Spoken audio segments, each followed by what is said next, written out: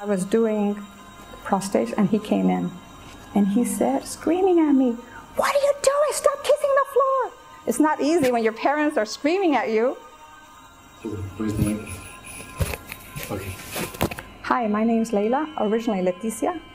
I'm from Mexico. My mom and dad are from Mexico. I was raised in California, small town Santa Barbara. I was been there my whole life. My family are Catholic, like generations of Catholic. But at the age of 13, I left the Catholic Church. I didn't understand it. I would go to the nuns and I would say, "I don't want to confess to the priest." And they said, "Don't be insolent." I would go to the priest and I said, "Why can't nuns get married? Why can't you get married? It's natural." And they said, "You're being insolent." So I just had it. And my mom would drop me off in the front of the church and I would go to the back and I started going to different denominations. I was a Pentecostal. I was a born-again Christian. I was a Jehovah's Witness. I was a Christian Scientist. Literally, I was just looking. At 13, I was looking for something that was missing in my life.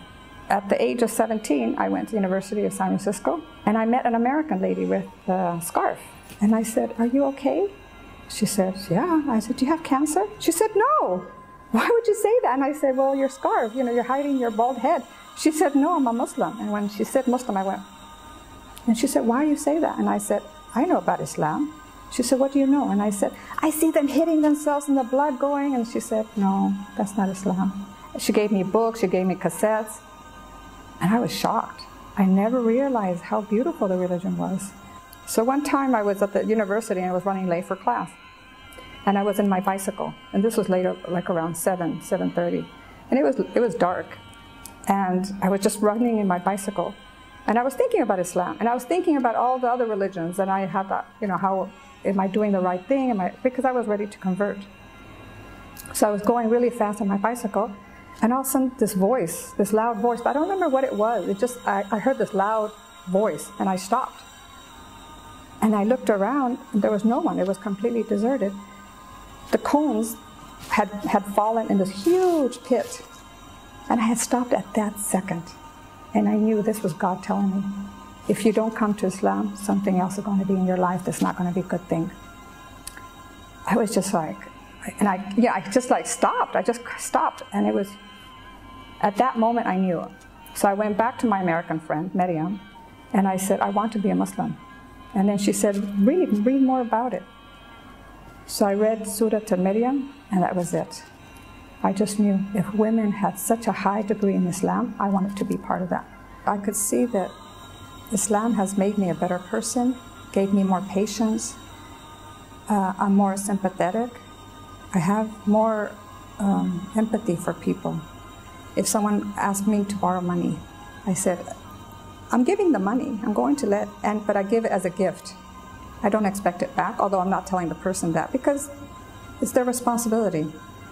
I never would have thought of doing this 30 years ago. I want my money. Where's my money? It's gone. All that's gone. Materialistic things aren't that important anymore. I didn't have any concerns when I became a Muslim because I did my research. I had gone to so many other religions and I saw all the holes and it just wasn't complete. So when I came to Islam, I did my research. I did my reading and asking questions, and anyone who would answer me was very helpful. The only concern I had was my parents accepting me. That was hard. I mean, those are your parents. Those are the ones who raised you, and they felt like they did something wrong for me to go in a different path. But once they started seeing that I'm a better person, they embraced me. They loved it. They wanted to know about it. That was the most exciting. My mother asked me for the Quran in Spanish. My mom wanted to pray.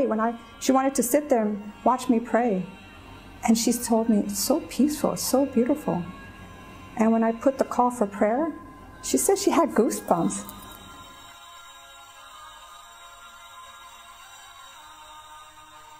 Imagine having a chance from day one to start with no sins on your conscience. And you come with a clean soul because Allah guarantees that everything's forgiven. This is your chance to start and have a purpose in life.